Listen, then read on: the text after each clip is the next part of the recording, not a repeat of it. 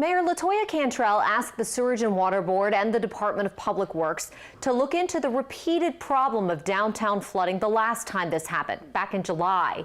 Well, this is a map of the rainfall totals from today, and you can see that the places that got the most rain, of course, are the areas that flooded the most in Uptown, in the CBD. But that being said, there are some big questions tonight that we still feel like we should get some answers to. First, check this out. This is video of Uptown where water was just about everywhere. Traffic was a mess.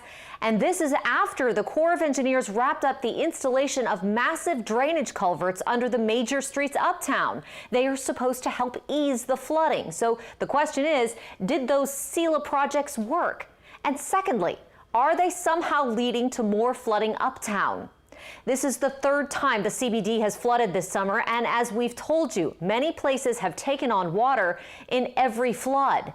And what is the deal with the clogs in the pipes and the drains?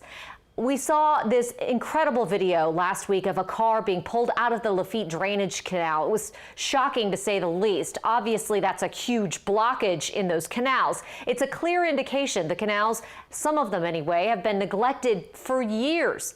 Even the catch basins we made a big deal about after the 2017 floods haven't nearly been cleaned enough. Despite emergency money being spent to step up that cleaning, the city still has only sucked out less than half of the 72,000 catch basins. So how are we going to fix all of this? Will that new tourism money make a dent? The mayor has the Sewerage and Water Board on it, and the city council, I'm hearing, might just hold a special meeting next week about all of it. Councilmember Joe Giarrusso told me this tonight, quote, "This is not about playing gotcha with them anymore. It's about there was a bad rainstorm today and we flooded. What happened?"